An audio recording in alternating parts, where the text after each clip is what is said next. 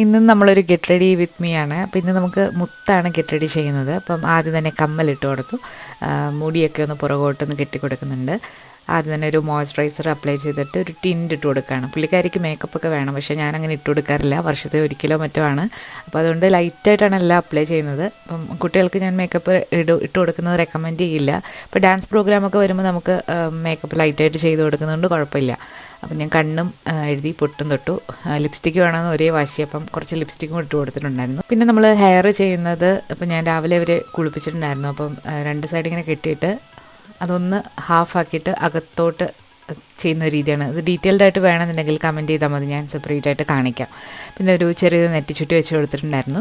അപ്പോൾ ഫ്രിഞ്ചസ് വെട്ടിയത് കാരണം അത് ഇങ്ങനെ ഫ്രണ്ടിലേക്ക് കിടക്കുന്നുണ്ടായിരുന്നു. പിന്നെ വള ഇട്ട് കൊടുത്തു, അതുപോലെ തന്നെ ഒരു നെക്ക് പീസും ഇട്ട് കൊടുത്തിട്ടുണ്ട്. താഴെയും കൂടെ ഒന്ന് കണ്ണെഴുതി കൊടുക്കുന്നുണ്ടായിരുന്നു. അപ്പോൾ ഇതാണ് ഫൈനൽ ലുക്ക്.